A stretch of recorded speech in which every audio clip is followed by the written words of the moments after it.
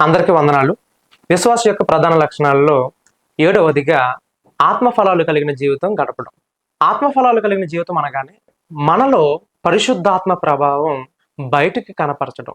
కేవలం మాటల్లోనే కాదు, హృదయ మార్పులోను, స్వభావంలోను, క్రియల్లోనూ పరిశుద్ధాత్మునికి ప్రాధాన్యత ఇవ్వడం. దీనివల్ల నీకు కలిగేటువంటి ఉపయోగం ఏమిటి అని అంటే, దేవునికి సాక్ష్యంగా నీ జీవితం మారుతుంది. నీ మాటలు సమాజం వినకపోయినా నీ ప్రవర్తన గమనిస్తూ ఉంటుంది కాబట్టి, నిన్ను బట్టి దేవుణ్ణి లెక్కిస్తారు కాబట్టి, నీ జీవితము ఖచ్చితంగా ఆత్మీయ ఫలాలు కలిగినటువంటి విధంగా పరిశుద్ధాత్మునికి లోబడి బ్రతకాలి. మార్పు కలిగి సమాధానాన్ని, దీర్ఘశాంతాన్ని నువ్వు కలిగి ఉంటే నువ్వు దేవుని సన్నిధికి అతి చేరువుగా ఉంటావు. ఆత్మ ఫలాలు లేనటువంటి జీవితము ప్రమాదంలో పడుతుంది.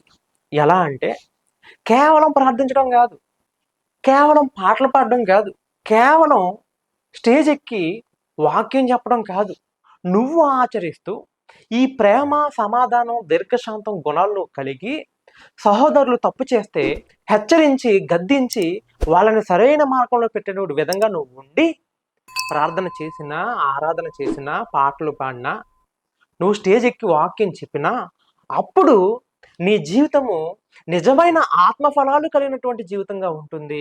లేదంటే నీ జీవితము ప్రమాదంలో పడుతుంది. ఈ విషయం నువ్వు గుర్తుపెట్టుకొని నీ జీవితంలో కూడా దేవునితో సాంగత్యం కలిగి ప్రార్థన చేస్తూ, వాక్యాన్ని ధ్యానిస్తూ, వినయ విధేయతలు కలిగి జీవిస్తూ, ఈ లోపల ఉన్నటువంటి ప్రతి కోరికను నువ్వు నియంత్రించుకొని, శరీరాశ కానీ, నేత్రాశ కానీ, జీవపడమ్మాని కానీ నువ్వు వదులుకొని, దేవునికి అనుకూలమైనటువంటి పరిస్థితులు నువ్వు కలిగి ఉంటే ఖచ్చితంగా నీ జీవితము కూడా ఆత్మఫలాలు కలిగినటువంటి జీవితంగా ఉంటుంది. యోసేపు జీవితం మనం చూస్తే సొంత అన్నదమ్ములే ఆయన్ని అమ్మేస్తారు.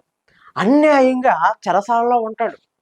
అయినప్పటికీ సహోదరుల మీద ద్వేషం కానీ, అసూయ కానీ, కోపం కానీ, నా జీవితం ఎలా అయిపోయిందని ఒక నిరాశ కానీ ఆయన జీవితంలో మనకు కనబడలేదు.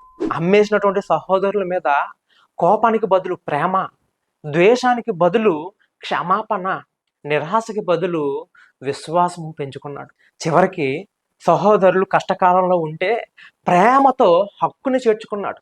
ఎట్లాంటి పరిస్థితులు వచ్చినా, ఎట్లాంటి ఇబ్బందులు కలిగినా, ఈ లోక ప్రలోభాలు నిన్ను ఎంత లోకంలోనికి లాగుతున్నా, నీ యొక్క ఆత్మ ఫలాలు దేవుణ్ణి మహిమపరిచే విధంగా, నీ యొక్క ఆత్మ ఫలాలు కలిగిన జీవితము దేవునికి సాక్ష్యంగా నువ్వు చూసుకోవడమే నిజమైన ఆత్మీయ జీవితం, నిజమైన ఆత్మ ఫలాలు కలిగినటువంటి జీవితం, పరిశుద్ధాత్మకి లోబడినటువంటి జీవితంగా నీ జీవితం ఉంటుంది.